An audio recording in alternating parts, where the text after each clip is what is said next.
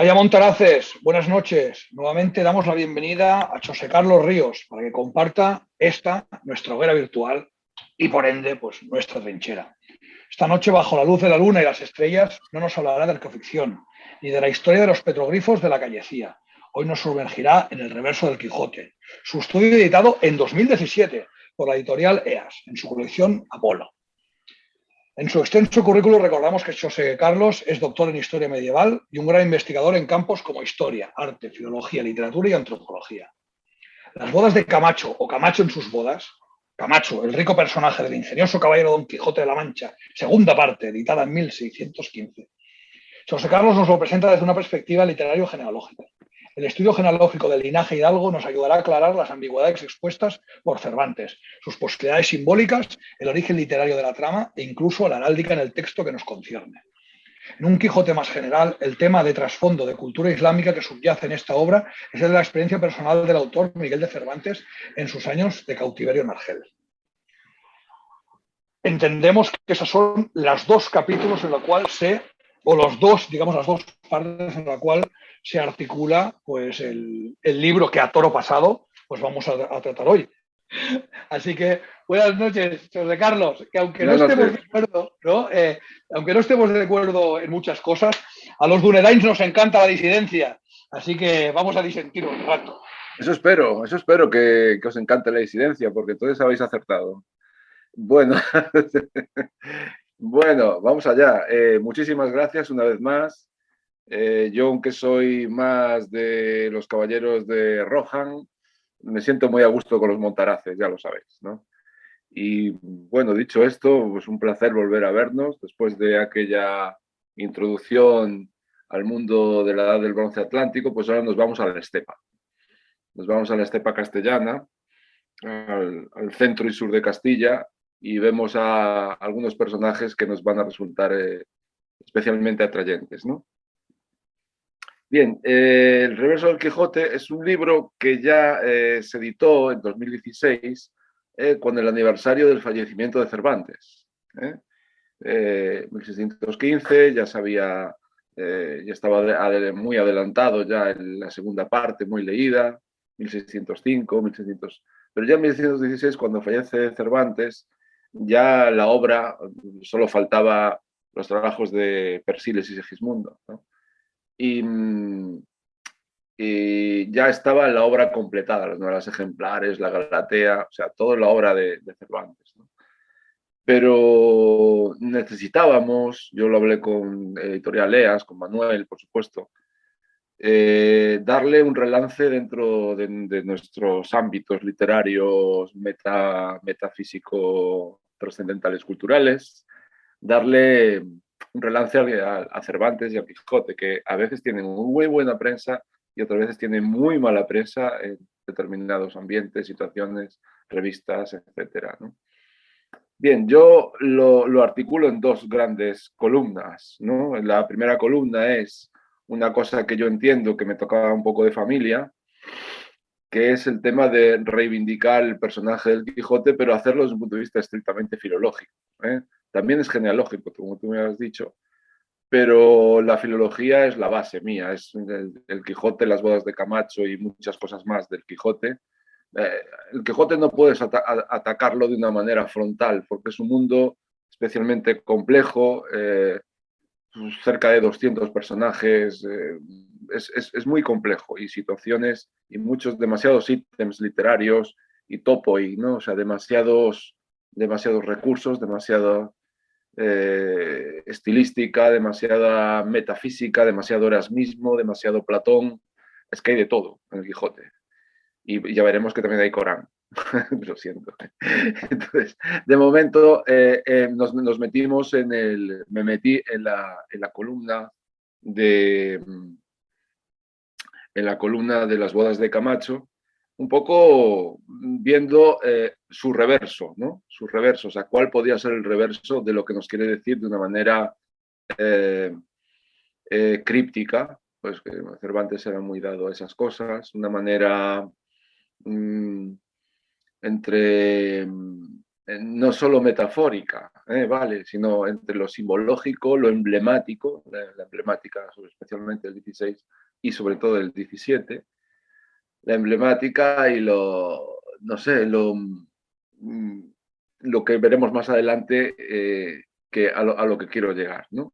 Entonces vamos vamos a analizar ese tema y la segunda cuestión, que es el segundo capítulo, es ni más ni menos que el trasfondo islámico del Quijote, que no fue una iniciativa mía, fue una iniciativa de la Universidad de Turín, de un amigo mío que es profesor en Turín, ahora está en Roma, y me dijo, oye, alguna vez me has hablado y tal, vamos a hacer esto, ¿no? Hice un ensayo que lo publicó la Universidad de Turín, que tuvo muchísima aceptación. Primero fue en papel y luego fue en digital, y dije, bueno, pues todavía lo voy a desarrollar más, ¿no?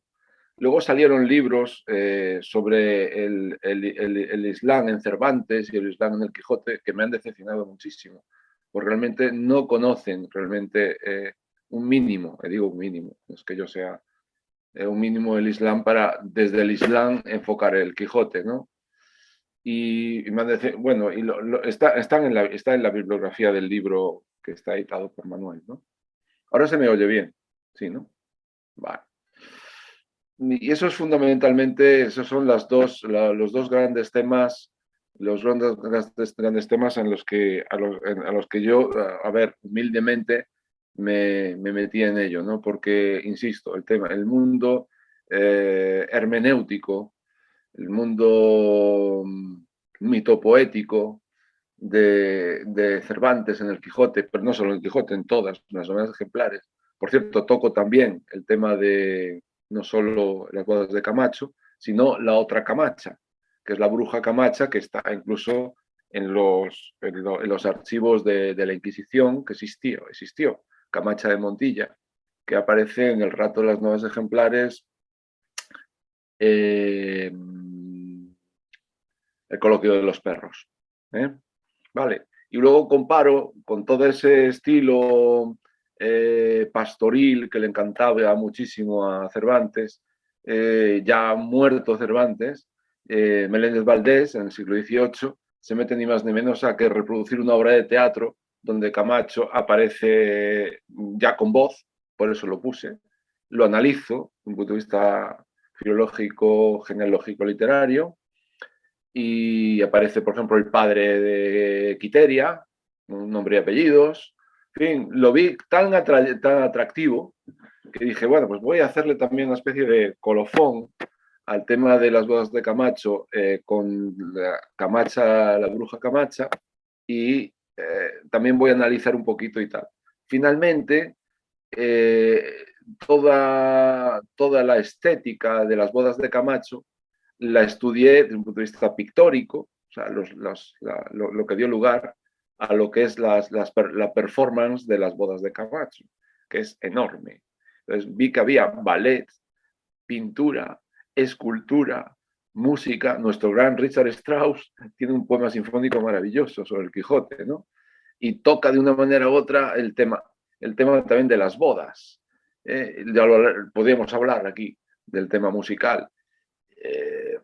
Cine, dibujos animados, ¿no? O sea, daba lugar a libros de cocina donde se analiza todos los platos que Cervantes va nombrando en las bodas, que no es especialmente en lo que yo me centro, ¿no? Pero hay gente, bueno, y luego hay escenificaciones vivas, como, no sé, como las marchas de los moros contra los cristianos, o las recreaciones de Reaningman históricas, donde se reproduce todo el entramado de Basilio, Quiteria, Camacho, el Quijote, Sancho Panza y todos los comensales que había en la enramada, en el bosque, la entrada de la aldea de Quiteria, ¿no? Que es donde se realiza la representación ficticio-literaria de Cervantes, ¿no? O sea, ¿no? O sea, era meterse un poco en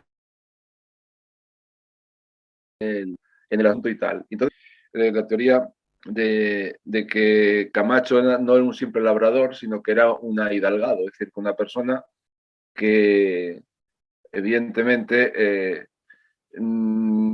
tenía demasiados conocimientos para organizar lo que organizó, demasiada riqueza acumulada y prestigio además entre todos los comensales, incluido también el prestigio que podía haber ganado a Quiteria y al mismo Basilio.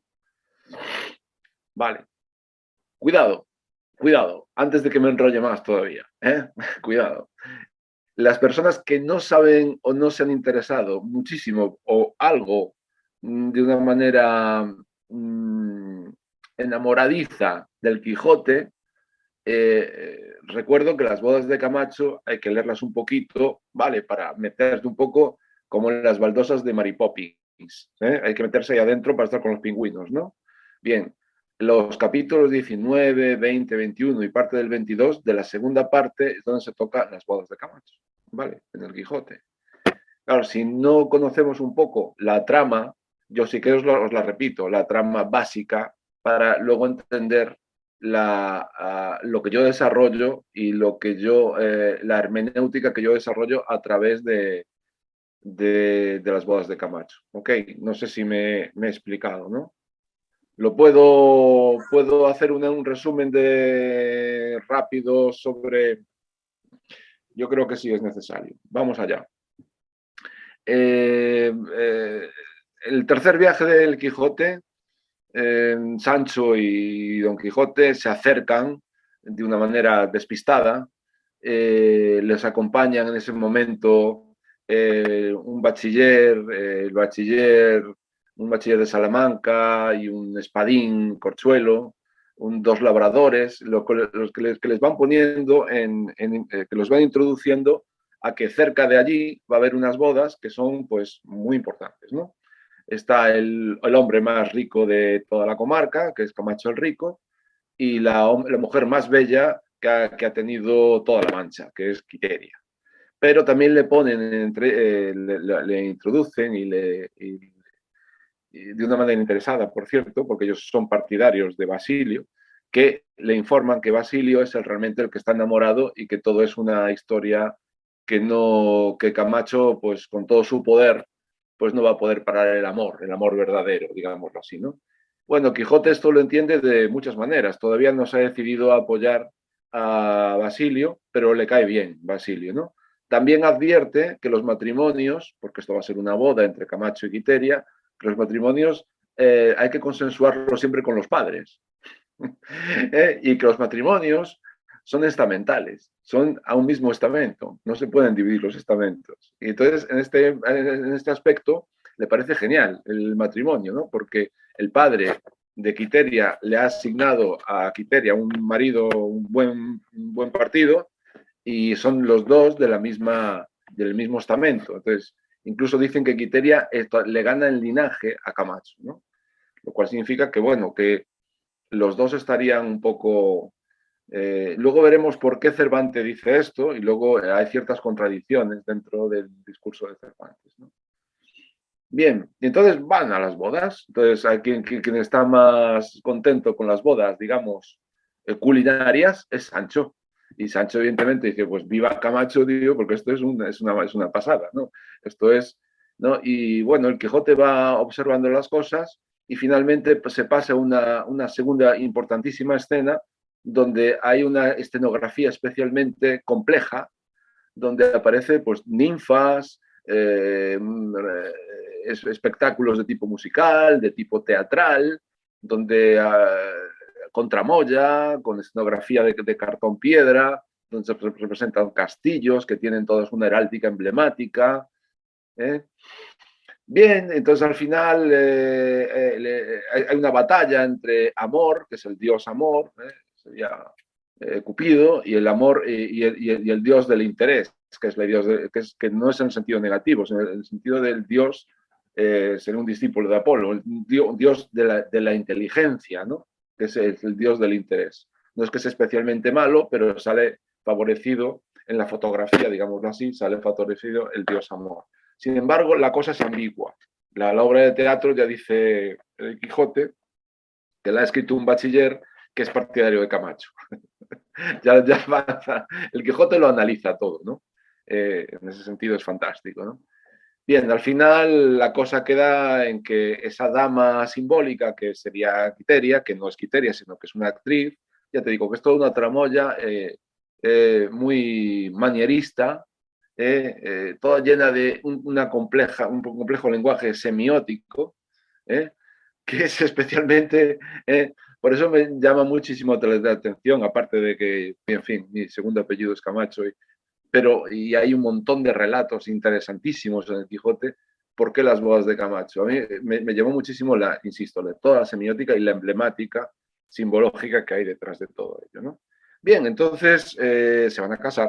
Se van a casar, aparece el sacerdote y aparece en Camacho, pues majestuoso, ¿no? Y con una Quiteria bellísima, especialmente engalanada para el momento, ¿no? Y aparece entonces Basilio, de la nada sale Basilio y entonces Basilio lo que hace es que se va a matar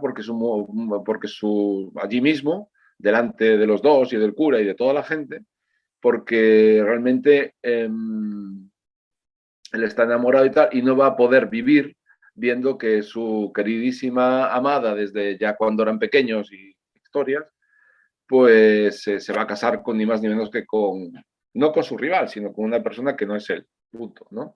Luego veremos que eso pasa a ser rival, evidentemente, pero inicialmente no es rival. Y entonces, bueno, pues ahí aparentemente se mata, ¿no? Con un ingenio, que le llama él, un ingenio, y sale sangre, etcétera, ¿no? ¿Qué pasa? Que es una trampa, es una trampa.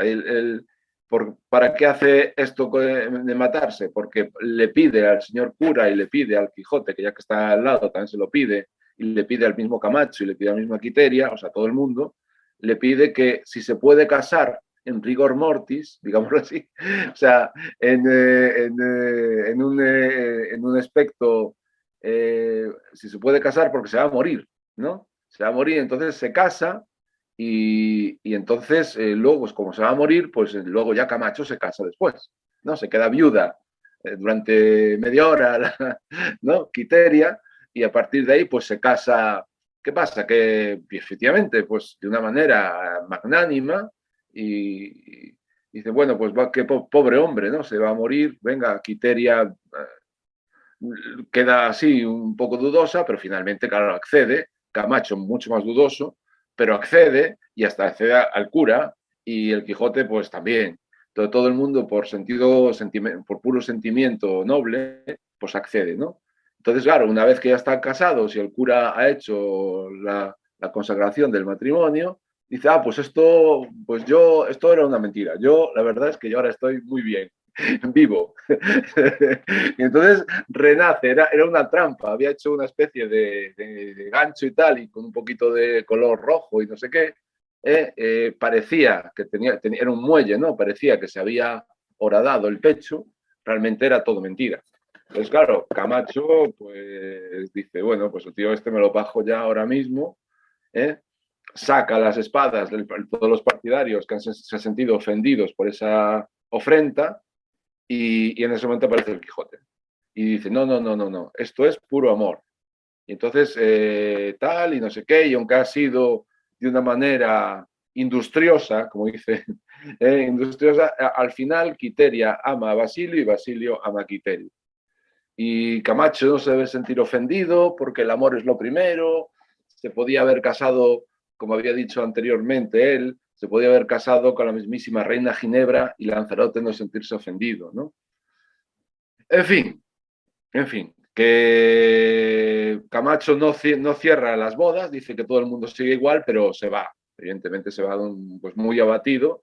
Y ellos dos, Quiteria y Basilio, se van con Quijote pues a la aldea, a la aldea adjunta, y ya que es el capítulo ya 22, donde Quijote le recrimina a Basilio que no sea un saltimbanqui ni un Vivales, porque realmente a partir de ahora tiene que mantener a Quiteria, que no se desfase tanto. Vale. Bueno, hay un discurso, digamos, de sentido común, para que coja sentido común, porque Basilio pues, era un saltimbanqui, era un tío que andaba por ahí. Y claro, para mí, lo constato en mi ensayo, Camacho lo que quiere es casarse. O sea, no era ningún saltimbanqui, se había enamorado de Quiteria, quizás Quiteria no se había enamorado lo suficiente de Camacho, pero sí para que el padre accediese ella a que el padre, digamos, hiciese ese matrimonio que era típico pues, de la sociedad antigua, ¿no? De la sociedad del 16 y del 17, de la sociedad del siglo de oro, ¿no? Hasta hace poco, ¿no? Los matrimonios eran pues convenidos de esa manera, ¿no? Luego ya se enamorarían, digámoslo así, ¿no? Y eso es un poco todo lo que es la trama, ¿no? Todo lo que es la trama. Claro, en el regreso del blasón, claro, pues lo que hago es forzar la historia y efectivamente se vuelve a equivocar del viaje el Quijote y vuelve a pasar por las tierras de Camacho. Entonces Camacho ahí lo espera. Ahí está un poco, ahí Camacho lo espera. Entonces ahora te vas a enterar.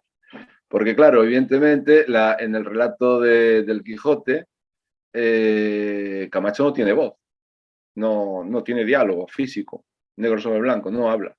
¿Vale? Tiene un montón de gestos y de posiciones y de, ¿no? Que el narrador omnisciente pues nos lo va contando, pero realmente quien tiene voz es Basilio, quien tiene voz es Sancho, quien tiene voz es Quiteria, quien tiene voz es el propio Quijote, por supuesto, y muchos personajes secundarios, pero el personaje principal, que es Camacho, no tiene voz, no tiene diálogo, no tiene guión del diálogo.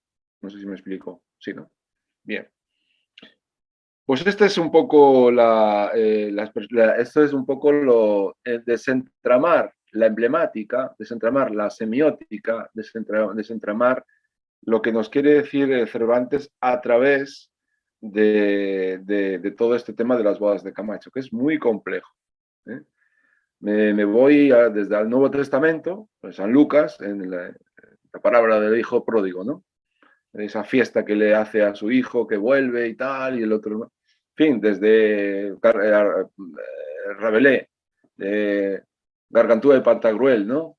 Los carnavales, lo que es la boda, lo que significa la boda, que es una especie de pues, catapulta hacia la muerte, ¿no? La comida en fin, es muy de Cervantes, ¿sí? Es muy de Cervantes y realmente aquí complica las cosas. Las pudo haber complicado mucho, por ejemplo, en la casa de Diego Miranda, con los duques o volando con el clavileño, ¿vale?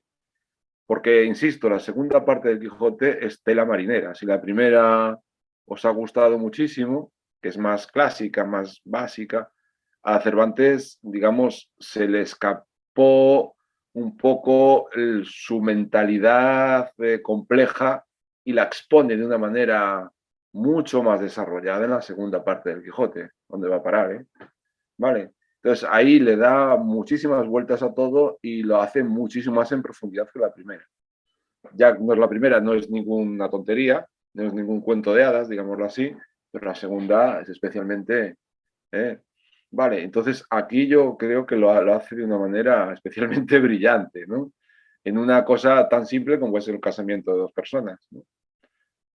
Bien, más cosas que toco en este tema, pues el triángulo amoroso de Tristán y Isolda aparece aquí. Esta vez que lo veo. Es que Cervantes era un gran admirador de toda la caballería literaria, como sabéis, y conocía perfectamente el triángulo amoroso, Courbenal, o sea, perdón, Rey Marc, Isolda y Tristán, ¿no? Y con ese triángulo de enamorado Rey Marc, de Isolda y el realmente apasionadamente enamorado y realmente sería Tristán, pues aquí sería Basilio, mientras que el Rey Marc pues sería aquí Camacho, ¿no? Y Isolda, evidentemente, pues consintiendo un matrimonio, pero bueno, en fin, luego están muchas cosas más complejas como es el filtro del amor y todo. O sea, hay muchos triángulos amorosos, especialmente importantes en la historia de la literatura, y que Cervantes, el Tristán de Leonís, ¿no? Del siglo XVI, lo conocía perfectamente Camacho, ¿no? Perdón, Cervantes. Y era muy conocido en toda la literatura española a lo largo del XVI. Bueno, lo que él aparentemente denuncia, que son las novelas de caballería, porque él realmente lo que quiere denunciar, y esta es una opinión mía, y conmigo Martín de Riquer, por ejemplo, y muchos otros, hay otros que no, también es cierto, que lo que quiero denunciar son los falsos caballeros. la falsa, la, la, lo que es superficial en la caballería, lo que hay de engaño o lo que puede haber engaño en la caballería, lo que puede haber de falsedad de valores en ciertas personas que se creen caballeros o simplemente hidalgos, lo que hay de frivolidad, ¿no? Tratando un tema tan especialmente importante como es la caballería y lo que se ha convertido, pues, no sé, en novelas de Corín Tellado, ¿no? En el siglo de finales del XVI o inicios del XVII, ¿no? En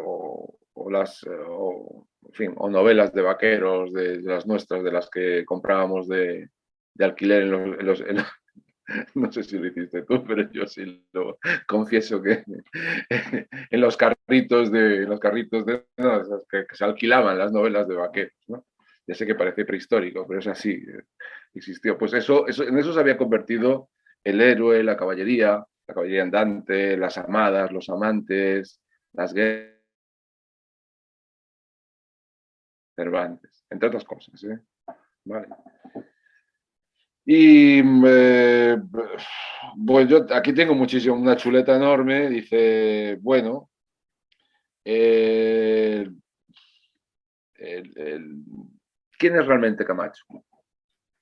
Es eh, lo que yo indago. Ahora sí que es genealogía, como decía nuestro introductor.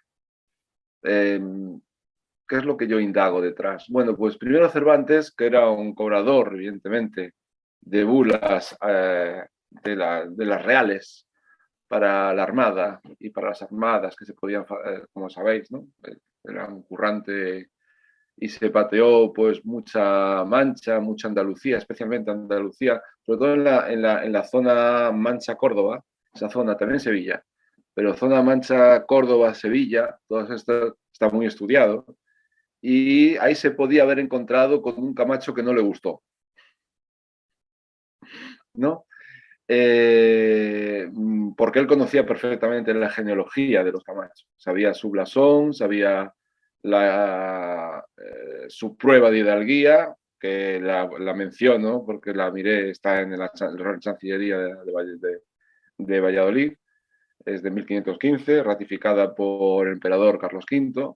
Conocía toda la genealogía de los Camacho, etcétera, pero alguno de nosotros, me incluyo yo, no le gustamos a Cervantes, ¿no? O por lo que sea, o por su mujer, que era también manchega, eh, especialmente la última de sus mujeres, y su gran amor final, ¿no? Fiel. Pues, mm, y entonces, claro, la emblemática que usa en toda la tramoya de los juegos prenupciales, estos juegos que ha hablado antes, ¿no? Del castillo del buen recato, estas ninfas, estos bosques, estos ejércitos entre amor e interés que chocan, especie de intentar rescatar a una joven doncella en la torre del buen recato. Bueno, pues si miras bien toda la performance de todo ese entramado, es el escudo de los Camacho. Yo esto lo dije en un congreso de cervantistas y casi me corre, evidentemente, porque los cervantistas son tela marina, yo no los conocía. Me lo presentaron allí y dije, Dios mío, gente muy bien preparada, por supuesto, seguramente más que yo, que soy un simple filólogo de hispánicas, ¿no? Pero, pero cualquier cosa que les chirríe un poco a que eso no lo he dicho yo, ni lo ha dicho Hudson, ni lo ha dicho Fletcher, y estos grandes cervantistas, hispanistas ingleses y norteamericanos, o españoles, o no lo ha dicho ni Américo Castro, pobrecito. Algún día tendremos que hablar de Américo Castro. Bueno, en fin.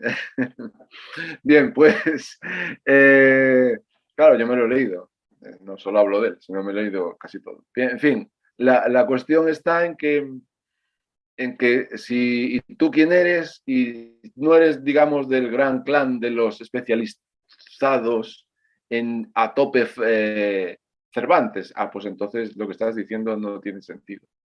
Entonces casi me corren de allí, ¿eh? O sea, pero yo me defendí como la mejor educación posible. Dice, bueno, no te publicaremos nada en ningún sitio.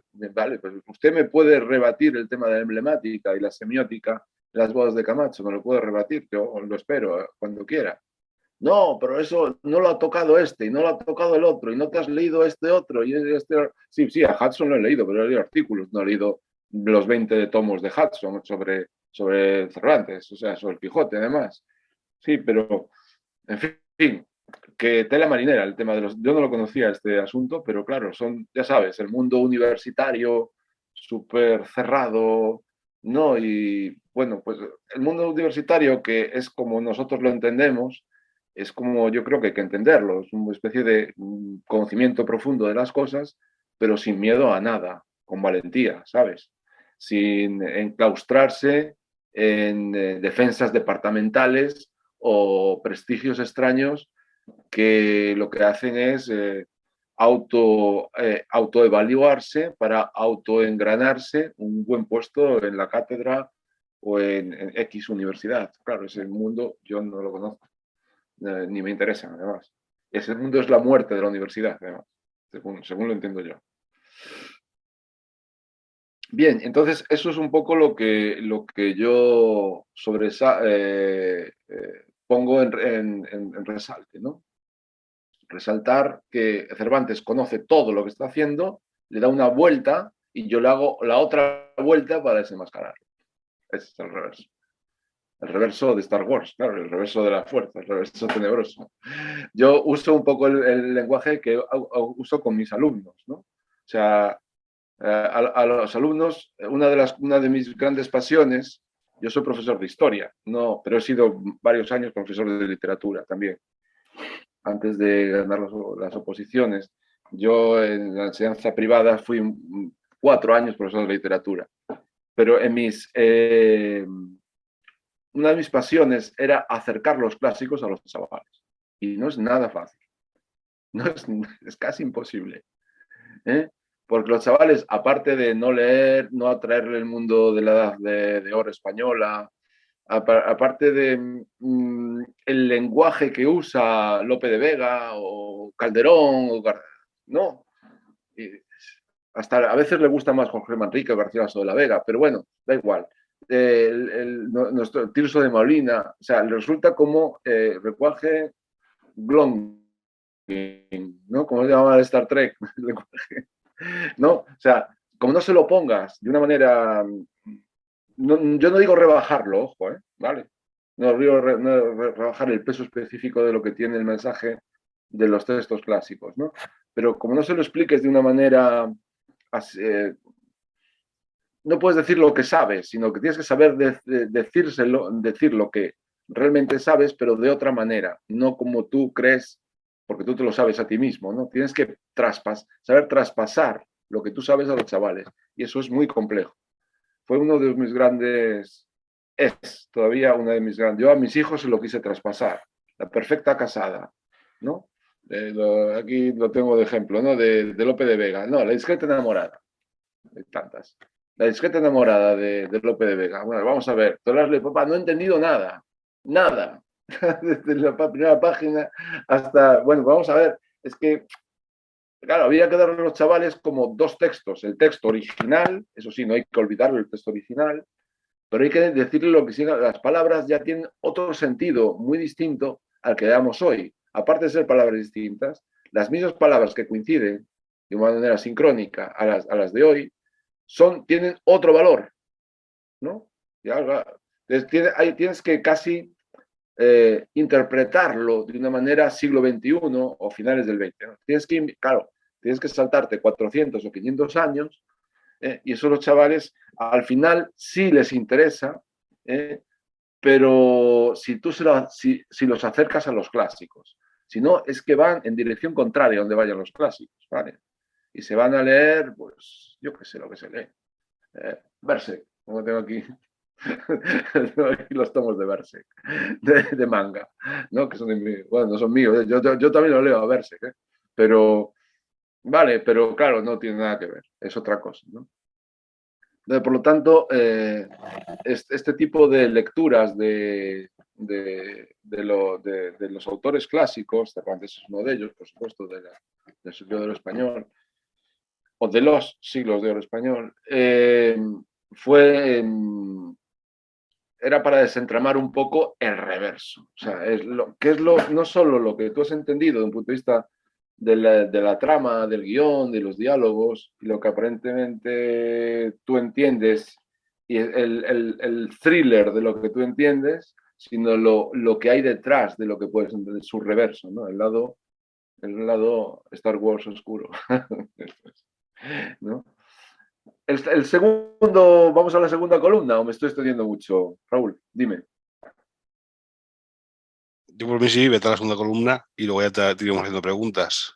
Vale. Bien, el capítulo 2 era lo que yo había dicho sobre el asunto de la Universidad de Turín, ¿no? Del profesor Fernando Carnero. Vale, yo lo hice y fue, la verdad, es que se salían las entradas y las... bien, pues voy a desarrollarlo. Luego lo anexé a lo que son las bodas de Camacho y salió todo el reverso, ¿no? ¿Qué es lo que hay en el de Islam, entendiendo por Islam, evidentemente, una cosa brutalmente amplia, lo cual no es demasiado real, porque realmente Cervantes, ¿de dónde vivió? Pues el cautiverio en Argel, está clarísimo, ¿no? De sus viajes que tuvo cuando estaba en Italia, Cervantes, todo el mundo está en contacto con el Islam en el siglo XVII, ¿vale? Y finales del XVI. Sancho abraza a Ricote, su gran amigo morisco, ¿no? Que exactamente igual que él, o sea, pero dice que se ha ido a Alemania, y dice, no es un buen camino irse a Alemania con los protestantes, ¿no? Porque ya ahí todavía es peor la ensalada, ¿no? Ya de los protestantes, de los luteranos con los moriscos que se han ido de allá, ¿no? Porque claro, él hablaba del tema de los moriscos, ¿no? Del tema, ¿por qué te has ido y tal, ¿no? Es que el rey, no, o sea, y tal, yo aquí me he escaqueado, me he ido a Alemania, pero allí no me gustaba mucho con los boches, entonces me he vuelto, morisco ricote, ¿no? Y luego está la historia de la primera parte, nos volvemos a la primera parte del Quijote, el cautivo cristiano, ¿no? El cautivo cristiano, los capítulos 37, 38, 39, 40, 41 y 42. Entonces, claro, todo el lenguaje que usa Cervantes, toda la retórica que hace al explicar la historia del cautivo cristiano, o también el exiliado morisco, ¿no? Ricote, que por cierto es en la segunda parte, capítulos 54, 63, 64, 65. ¿Vale? Claro, hay más, pero claro, yo me centré en esos dos bloques para estudiar el Islam de Cervantes, ¿no? Entonces conoce todo, conoce los rituales, conoce yo hago un pequeño glosario para entender los conceptos árabes que se tratan en la obra, ¿no? No es que sean 40 o 50 conceptos, pero son necesarios conocerlos, ¿no? La marifá, que es el conocimiento superracional, el pleno intelecto de las realidades, las táricas sufis, que para mí es esencial dentro del Islam tradicional, el conocimiento a través del ejemplo y práctica de Muhammad por el mejoramiento del carácter humano, que es el que tiene uno de los personajes musulmanes en la obra, ¿no? El kalam, es decir, la ciencia del lenguaje, la ciencia que comprende la articulación o la expresión de las palabras para poder conocer mejor las palabras de lo divino. Si tú no conoces las palabras de lo que no es divino, difícilmente vas a entender las palabras de lo que es trascendental o sagrado, ¿no? El fiqh es la ciencia de la aplicación de la sharia. Pero claro, la sharia, evidentemente, la ortodoxa, la sunni, y cómo se aplica ese concepto jurídico que está inspirado en el Islam, no es que esté en el Corán, pero a la hora de aplicarlo es el fiqh. Entonces, claro, eso no es fácil. Muchas veces lo que pasa hoy en día es que hay una mala aplicación del fiqh, no es un problema de la sharia, Tienes un problema de la mala aplicación del FIC, porque la gente no está preparada y además está tergiversada y manipulada. Con lo cual el FIC es desastroso, entonces el Islam es desastroso. Es más, es tan desastroso que ya no es Islam. Eso es el problema, ¿no? Bien, la futua, que es, entre otras cosas, la ejemplar y virtuosa ejecución de la caballería. Vale, ahí estaría el tema de la yihad, pero claro, la yihad interior y no solo la exterior. Donde la más importante y la única yihad es la interior. La exterior, pues, es una interpretación del mal fiqh de los salafistas. Eso ya es otra cosa. Pues todo esto está entre esos capítulos. Todo es una auténtica bomba atómica, la que hay dentro del Quijote, ¿no? ¿No? Por ejemplo, una cosa importantísima que se ve muy bien en los personajes de Zoraida y de esto, toda la historia de la historia de los cautivos, del cautivo cristiano. Que si ahora te lo voy a explicar, entonces ya vamos a otro libro más. Bien, entonces, ¿qué es el tema de la asabilla? La asabilla, ¿vale? Te lo dije creo que una vez. Te había comentado de Ibn Khaldun. Él conocía las teorías de Ibn Khaldun. Es unas sociopolíticas, sociales, donde dice que lo importante de una comunidad, y te va a resultar chocante porque tiene mucho del siglo XX, y creo que ya nos entendemos, es la entereza de la comunidad, la sociedad de la comunidad por el conocimiento de la gente entre ellos mismos, la identidad. ¿Vale? Entonces, claro, lo que hay muchísimo detrás de todo este concepto es el concepto de la asabilla, de la comunidad y de saberse miembros de una sociedad y que eso lo rompe Zoraida. Zoraida lo rompe porque, claro, ella en el fondo pues era cristiana, etcétera, y luego fue como secuestrada, claro, pero entonces rompes la asabilla. Entonces, ¿qué es lo que nos está diciendo Cervantes en el tema de lo que... ¿De dónde saca Cervantes toda esa fuente? Fundamentalmente de los juristas ortodoxos sunnis y un conocimiento nada superficial. Yo no digo que sea un especialista en el Corán, ¿vale? Cervantes, no lo puedo demostrar, pero sí suficiente para... Lo ha leído mucho. Allí en el cautiverio tuvo tiempo de repasarlo un poquito, ¿no? Y entonces, claro, da lugar a una imaginación desbordante como la de Cervantes, para luego meterlo pues, en esos capítulos de una manera como si fuera un cuento, porque él está en una venta y aparece allí unos personajes, y dice, bueno, estos son moros, ¿no? Y tal, y no sé qué, y aparece la historia del cautivo, la historia del cautivo cristiano, ¿no?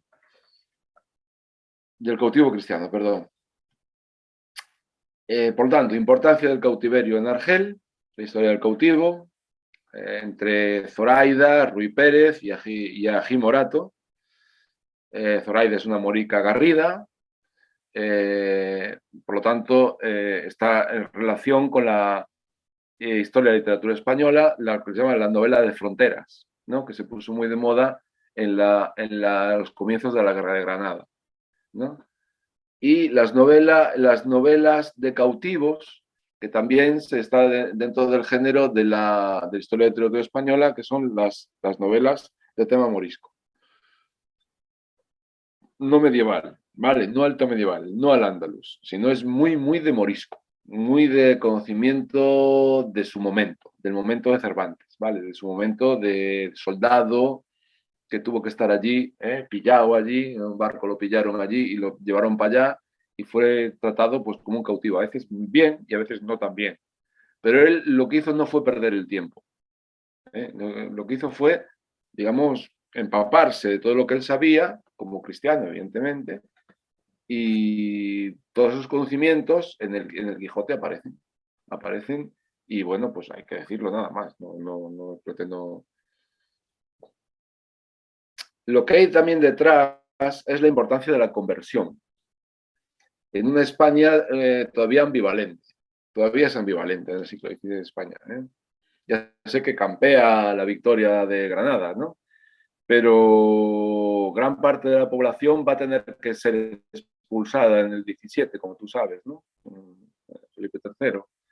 ¿Y por qué tiene que ser expulsada? Porque quieren un concepto único y unánime, monolítico de religión.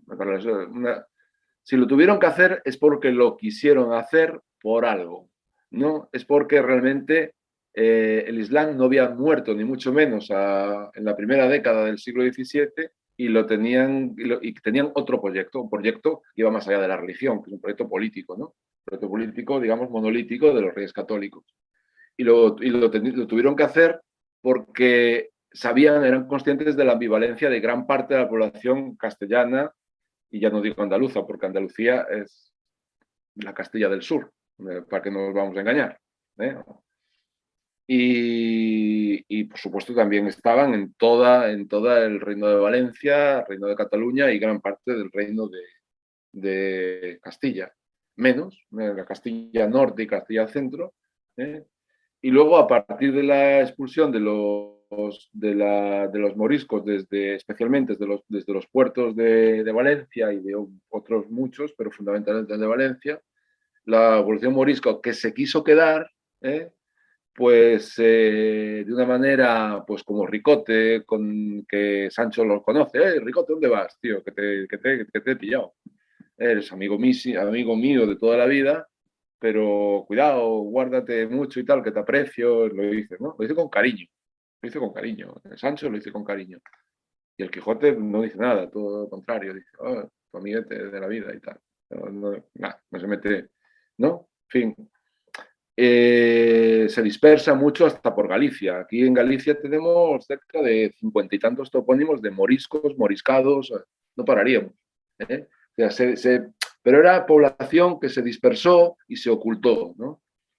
Esa población que no pudo ser embarcada y no acabó pues, en Turquía, desgraciadamente, o en el norte de África, o en sitios del Imperio Otomano, donde se dispersaron ya y se disolvieron, pues apellidándose Torres, y apellidándose Ricote, apellidándose los Torres, los famosos Torres de moriscos, ¿no? Que eran españoles de toda la vida, con una genética y ADN español, pero de otra región. Que eso es lo que a veces... Todo esto lo conocía perfectamente Cervantes. Vale. Quizás la distorsión nuestra a la hora de establecer la literatura, bueno, pues había gente que no se tragaba el discurso, digamos, reye catolicista, ¿no? Que no estaba mal, me parece bien, ¿no? Pero claro, Jiménez Caballero, por ejemplo, su Historia de la Literatura Española, que es una preciosidad de obra, como tú sabrás, que es una historia de literatura española adaptada a la pedagogía y a la didáctica para chavales de bachillerato, evidentemente. Pues ahí habla perfectamente de todo este mundo aún ambivalente en el siglo XVI, ¿no? Y lo hace de una manera abierta, etcétera, no se corta nada. Luego lo que vino después, lo que vino en los años ya 40, 50, y no digo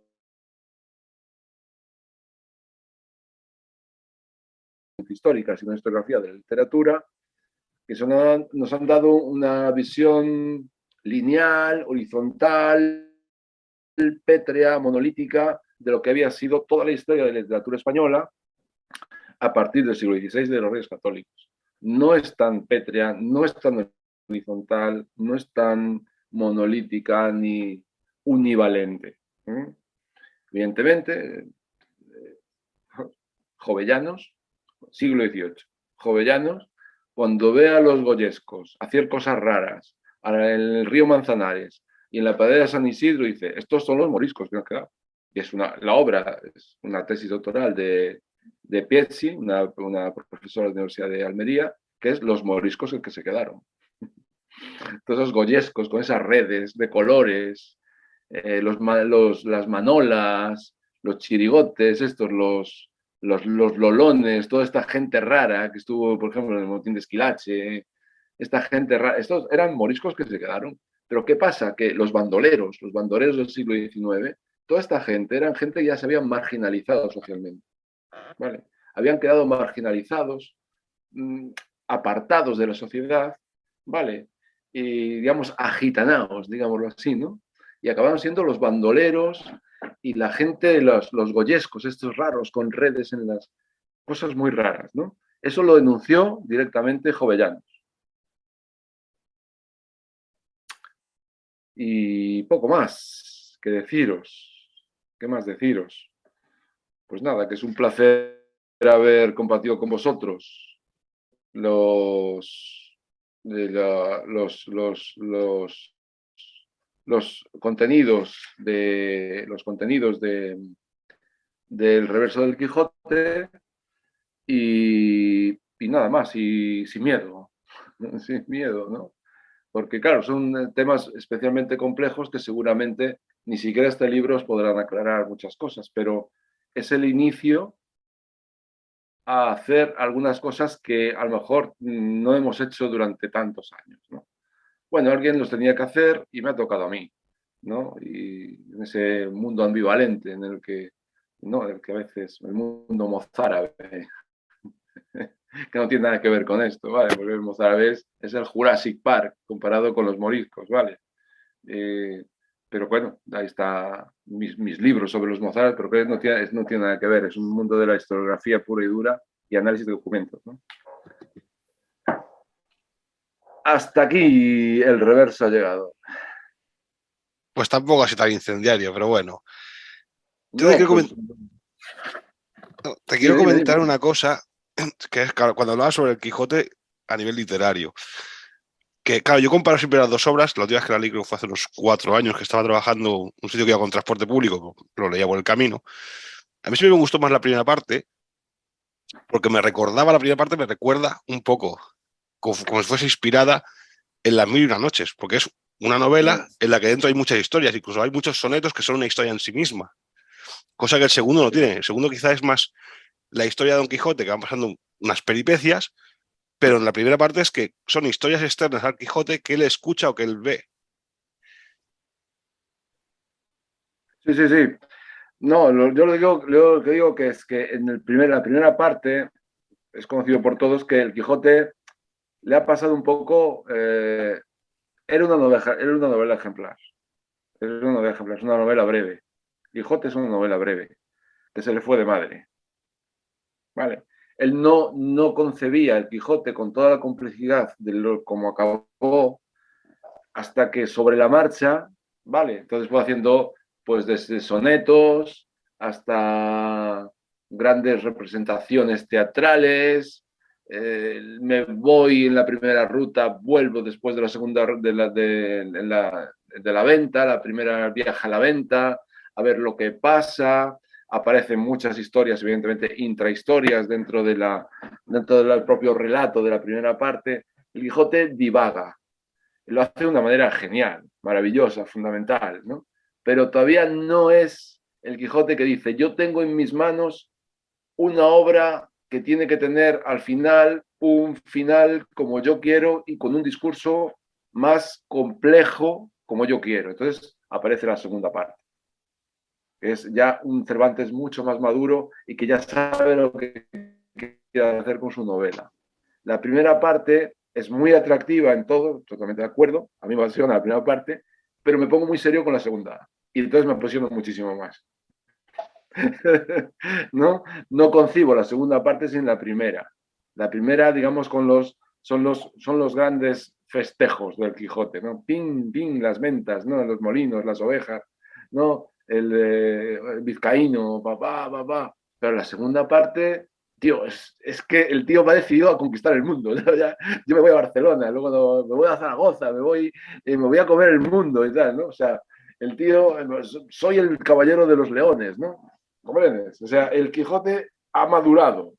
Ya quiere ser el Quijote y quiere hacer una obra universal, como realmente al final lo consiguió. Es una idea muy personal, ¿eh?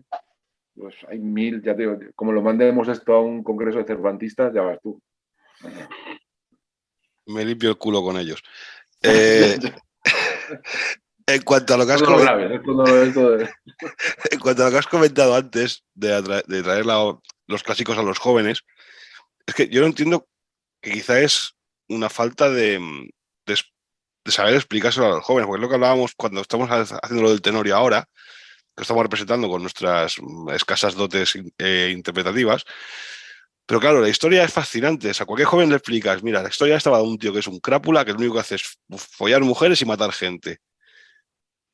Pero si lo dijeras así, yo creo que más gente lo leería, más jóvenes dirían, hostia, o sea, es que es el cine kinky, pero hecho teatro.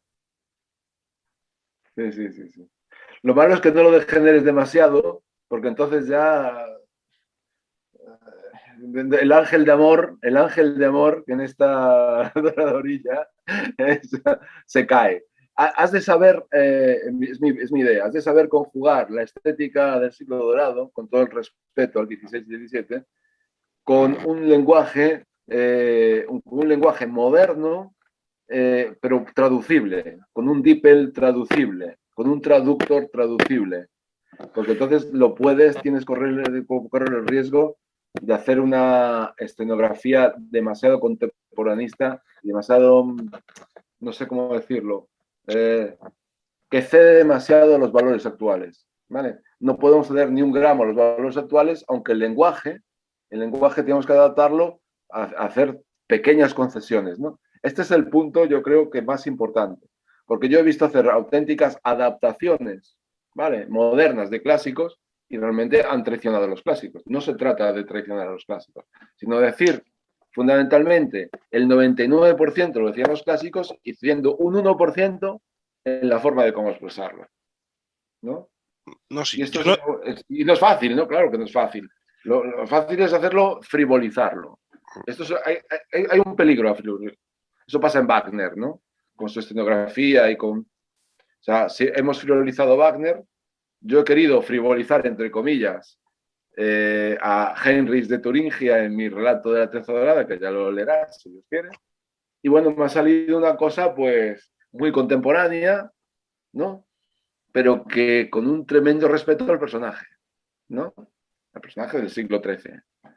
Bueno, o eso lo he pretendido, no sé. no, yo no me refiero a traducirlo, o sea, yo creo que el texto tiene que seguir No, igual. traducirlo no de un punto de O sea, vista literal, ¿vale? Sino semiótico. Es el que yo yo creo me que refiero. solo con explicárselo bien al chaval, claro, si tú a un tío le dices, hostia, léete a lo mejor La vida es sueño, pues te dirá, ¿qué voy a leer yo este tostón de hace 400 años? Claro, tú le dices, esa historia va de un tío que le dijeron que su hijo le mataría y lo metió en una torre y lo tiene 20 años encerrado. Y cuando sale el tío desbocado. Tú se lo explicas así al chaval y a lo mejor, pues, hostia, pues la historia parece interesante. Hombre, un poco de coña viene bien, ¿eh? Un poco de coña Claro, viene bien. Un poco de humor sanote, Jardiel Ponceliano, digamos, ¿no? claro, Viene no, bien, viene bien. explicárselo tú con las palabras actuales de qué va la obra. O sea, no explicar la obra, sino explicar y decir, mira, esta obra va de esto. Y verás cómo juega el tío, pues hostia, pues voy a leerme, aunque luego diga, hostia, vaya tostón, pero bueno, ya me voy a desengañar y lo he leído. Pero claro, pues decirle de qué va la obra. Yo creo que es Sí, sí, lo sí. necesario. A lo mejor necesitamos es a un Gonzalo explicando los clásicos. Que no es una mala idea, comerle la cabeza a que Gonzalo, pues de cada clásico haga un vídeo de, oye, este es tu vídeo para antes de que te den el tostón en el instituto. No sería una mala idea. No, porque además se explica bien. Aquí tengo una pregunta que viene un poco con flema, que es cuando estabas hablando de las novelas de caballería, de que estaban desvirtuadas. Y era que si la visión de los libros de caballería comparada con Corín Tellado, ¿a quién te deja mejor? ¿A Tirarlo Blanco o a Simplemente María? Que sé que es una radionovela de éxito. A ver, claro. O sea, las novelas de caballería, Tirán lo Blanc era una maravilla, ¿vale? Las novelas de caballería fútiles y que la gente leía como en folletos, en hojas, es lo que decía Cervantes, ¿no? La leía en hojas sueltas, ¿no? Y a veces inconexas. Y conectando unas hojas con otras, y unas novelas que eran de unas hojas y otras novelas que eran de otras hojas, las juntaban y al final daban otro caballero más. O sea, llegaba a ese punto de, digamos, de frivolidad y de desvirtualización de lo que eran las auténticas novelas de caballerías, ¿no? Y lo que reflejaban, claro, al final era una burla de los caballeros y la gente pues dejó de leer cosas importantes y se empezó a leer demasiado estos folletines, que al final eran como folletines. Eso es lo que denuncia Cervantes, ¿eh?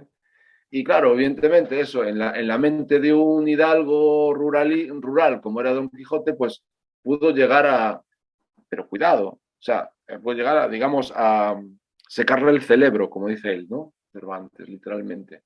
Pero claro, las novelas de caballerías que nombra, por ejemplo, en, en,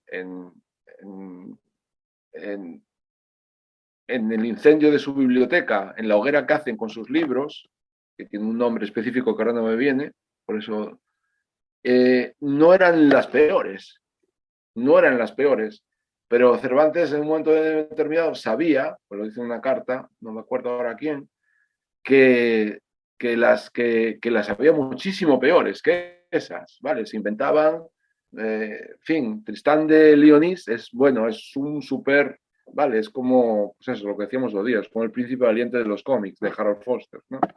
Pero es que, claro, ya ha degenerado tanto que ya nadie se acuerda de Tristán y aparece, pues, no sé, Casilda de Vandalia y de, por fin, cosas que la gente había desvirtuado completamente. Entonces, bueno, pues no es bueno, no es buena lectura para la gente. Claro, si hoy en día Cervantes ve lo que leen, ven y escuchan nuestros jóvenes o nuestros no tan jóvenes, pues a lo mejor iba a flipar por colores, ¿no? Bueno, Pues es un tendría que poco, hacer como 40 Quijotes, ¿no? Para, para denunciar todo lo que la gente no le es bueno para su lectura, su vista y su oído, ¿no? bueno, eso que Claro, desde la comentas también música hasta... es un poco como ahora, que los libros de ahora, de los escritores de ahora, si podemos llamar escritores, pues la verdad, a mí no me motiva ¿vale? mucho a leer. Tendría que escribir 40 Quijotes contra toda esa patraña. Pobrecito. También me pregunta por aquí que lo que has comentado de los cervantistas, si tienes conocimiento de que alguien haya tratado estos temas desde tu perspectiva, además de tratarlos tú y el compañero tuyo de la Universidad de Turín. Mm, Dios mío.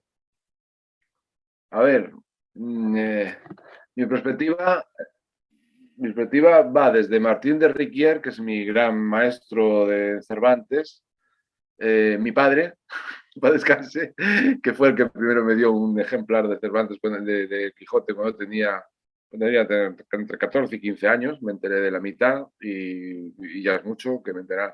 Pero volví una y otra vez a leerlo a fecha de hoy, es una de mis pasiones, el Quijote, ¿no? Y bueno, quitando cositas importantes, hay personajes, claro, Américo Castro, yo le tengo mucha cariño. Pero claro, hay cosas que no puedo compartir con Américo Castro porque se empeña el propio Américo Castro, que para descanse, en que yo no pueda estar convencido por lo que me dice Américo Castro. Pero la profundidad con la que quiere tratar el Quijote no la ha querido tratar muchos otros hispanistas españoles, digamos, de tipo clásico. Entonces, me voy en la bibliografía que pongo en el libro, vale, tanto de hispanistas franceses como países ingleses, o Enrique Moreno, por ejemplo, muchísimas, en fin, los clásicos españoles, realmente el único que he visto con muy mala leche es Américo Castro. Y de una manera muy clásica, muy elegante, Martín de Riquier, ¿no? La emblemática que puede haber detrás de todo tal, pues claro, si luego te coges un libro sobre la introducción del Quijote, Rosa Cruz, de, ¿cómo se llama este? Igual que de Wagner, ¿no? De Rosso de Luna, pues puedes flipar. Pero claro, lo que hay de fondo es muy mala uva entre esas cosas, ¿sabes? Hay muchas ideas de ganas de tergiversar. No les interesa ni la heráldica ni la emblemática de una manera, ni se interesa meterse en la mentalidad del siglo de oro o de los siglos de oro. No les interesa meter en la mentalidad ahidalgada e hidalga, estamental. Por ejemplo, Antonio Medrano me repetía una otra vez, Carlos, divide la sociedad estamentalmente. Dice yo, Antonio, yo a tus órdenes, yo la divido estamentalmente. Pues que es lo correcto. Es que luego te ves toda la hay un libro muy bonito que es El soldado gentilhombre, de Georges Poudou. ¿Te suena?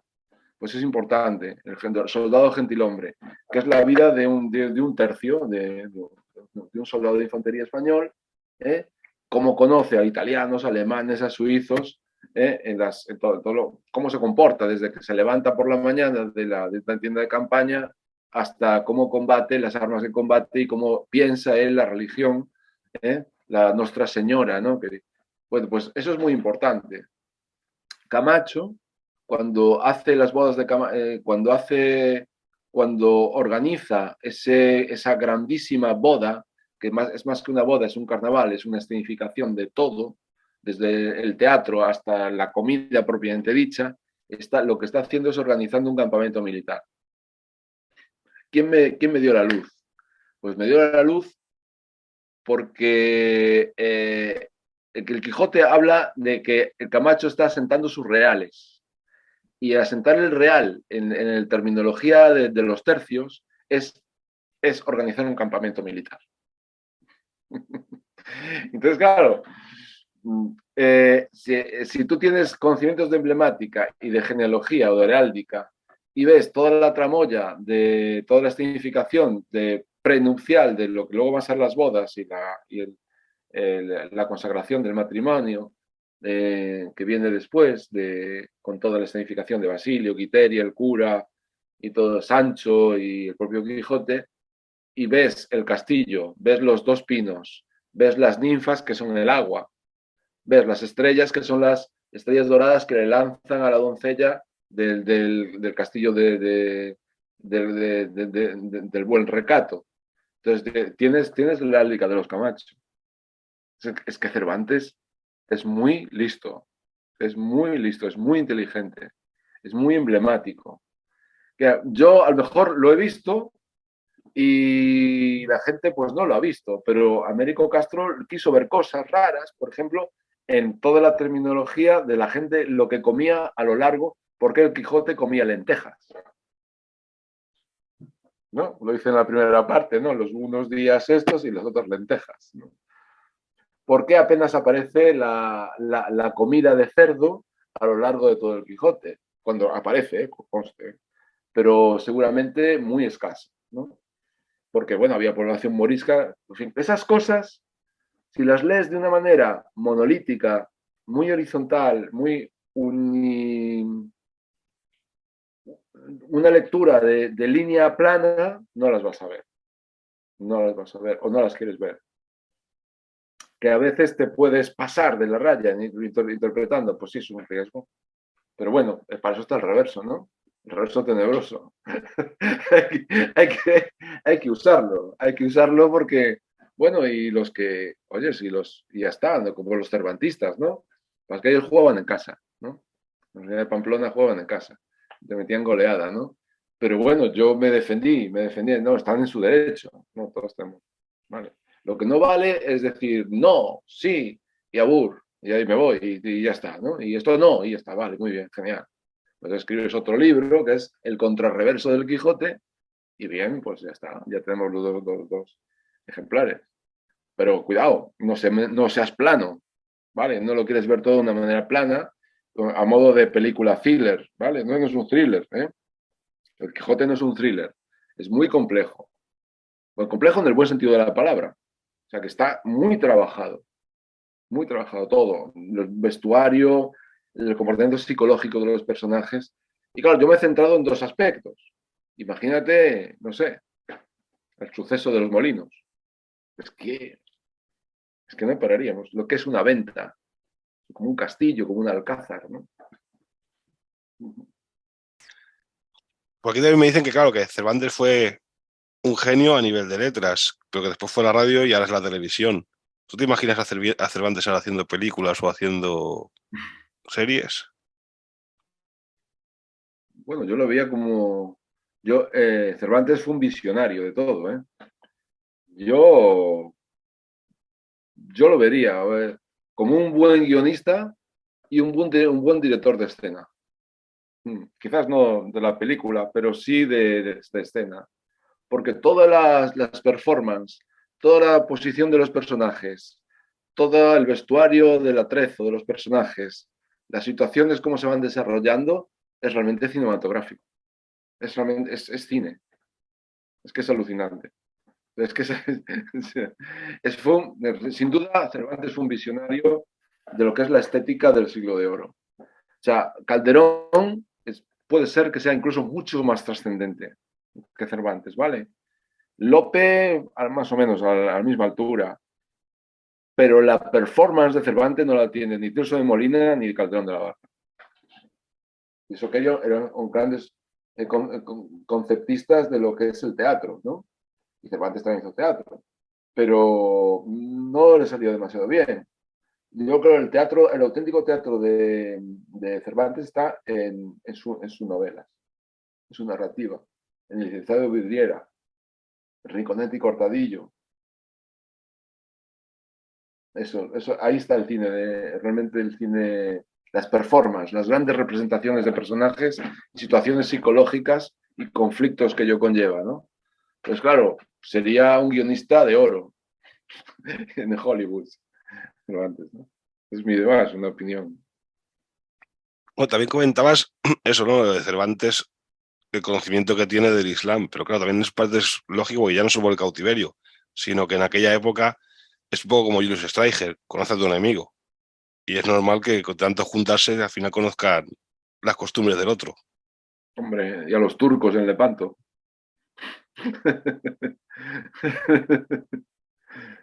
Hombre, le regaló la mano. Sí, sí, sí. A ver, Bueno, luego no lo trataron muy bien, ya sabes que luego tanto la Armada como la Corona Española no lo trató muy bien a Cervantes, ¿no? Estuvo siempre muy dolido de ello, ¿no? eso pasa Incluso, con todos bueno, los grandes. sí, sí, sí.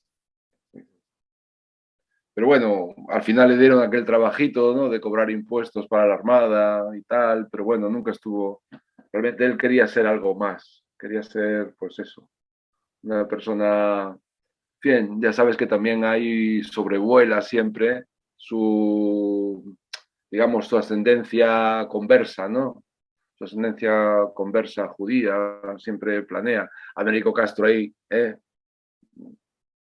digamos que moja en la salsa, y claro, esa salsa yo no la voy a mojar. Pero le encanta mojar esa salsa, ¿no? Pero lo hace con mala leche, entonces lo hace con mala leche y a mí me hace coña. Pero si lo hiciera de una manera, digamos, como para crear un discurso, digamos, metapolítico de todo eso, me cabrearía un poco más. Pero es que lo hace con la mera leche para cabrear, por ejemplo, a toda la saga de los Claudio Sánchez de Borbón, ¿no? Y todo esto, entonces ya está, salta, ¿no? Y vale. Y eso no es malo, eso no es malo. Y con todos mis respetos a Sánchez de Borbón, que es un historiador que lo admiro muchísimo y me parece muchísimo más serio, pero mucho menos ingenioso que Américo Castro.